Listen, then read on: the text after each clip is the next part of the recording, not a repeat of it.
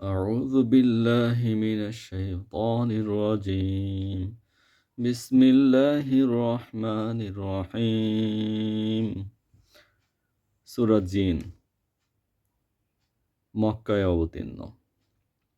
দয়াময় পরম দয়ালু আল্লাহর নামে শুরু করছি। বলো, আমার প্রতি ওহী প্রেরিত হয়েছে যে জিনদের একটি দল মনোযোগ সহকারে শ্রবণ করেছে এবং বলেছে, আমরা তো এক বিস্ময়কর কুরআন শ্রবণ করেছি, যা সঠিক পথ নির্দেশ করে। সে কারণে আমরা এতে ঈমান আনয়ন করেছি এবং আমরা কখনো আমাদের প্রতিপালকের কোনো শরীক স্থাপন করব না। এবং নিশ্চয় আমাদের প্রতিপালকের মর্যাদা সমুচ্চ। তিনি কোনো স্ত্রী গ্রহণ করেননি এবং কোনো সন্তান। এবং আমাদের মধ্যকার নির্বোধরা আল্লাহর সম্বন্ধে অতি মিথ্যা উক্তি করত, অথচ আমরা মনে করতাম যে মানুষ এবং জিন আল্লাহর সম্বন্ধে কখনো মিথ্যা বলবে না।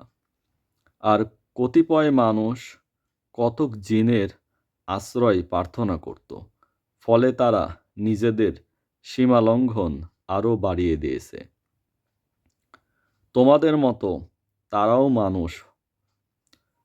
মানুষ মনে করেছিল যে আল্লাহ কাউকে রাসূল হিসাবে পাঠাবেন না। এবং আমরা আকাশমণ্ডলীকে স্পর্শ পর্যবেক্ষণ করেছি, আর আমরা সেটা পেয়েছি কঠোর প্রহরী ও উল্কাপিণ্ড দ্বারা পরিপূর্ণ।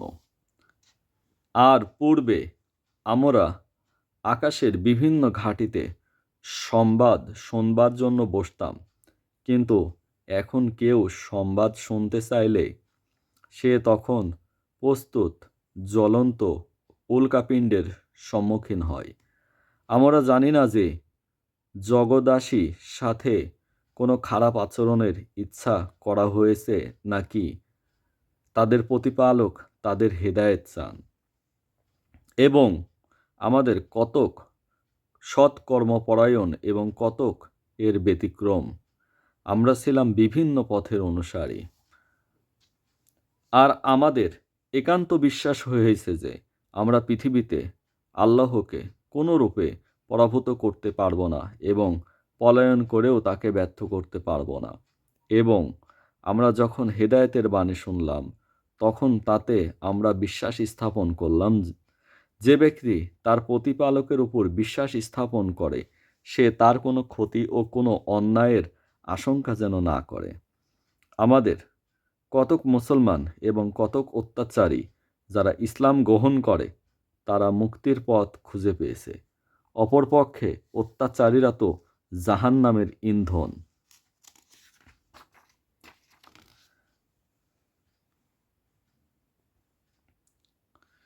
তারা যদি সত্য পথে প্রতিষ্ঠিত থাকত, তবে তাদেরকে আমি অবশ্যই প্রচুর বৃষ্টি বর্ষণের মাধ্যমে সমৃদ্ধ করতাম, যার দ্বারা আমি তাদেরকে পরীক্ষা করব।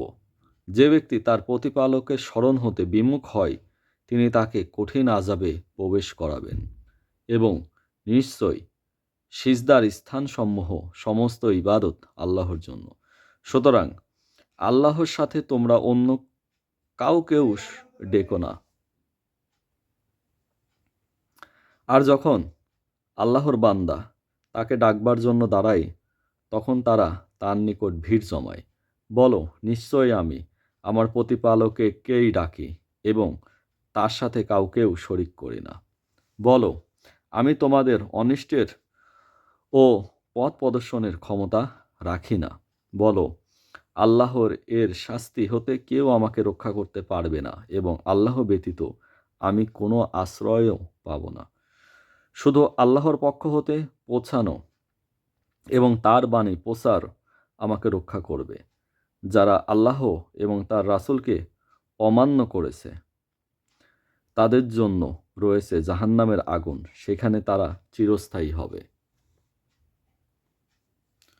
যখন তারা প্রতিশ্রুত শাস্তি দেখবে তখন তারা বুঝতে পারবে সাহায্যকারী হিসাবে কে দুর্বল এবং কে সংখ্যায় স্বল্প। বলো, আমি জানি না যার প্রতিশ্রুতি তোমাদেরকে দেয়া হচ্ছে তা কি নিকটে, না আমার প্রতিপালক তার জন্য কোনো দীর্ঘ মেয়াদ স্থির করবেন। তিনি অদৃশ্য জ্ঞানের অধিকারী। তিনি তার অদৃশ্যের জ্ঞান কারো নিকট প্রকাশ করেন না, তার মনোনীত রাসূল ব্যতীত। তিনি তার সামনে এবং পিছনে প্রহরী নিয়োজিত করেন। তারা তাদের প্রতিপালকের রিসালাত পৌঁছিয়ে দিয়েছেন কিনা তা জানবার জন্য। রাসূলদের নিকট যা আছে তা তার জ্ঞান গোচর এবং তিনি সব কিছুর বিস্তারিত হিসাব রাখেন।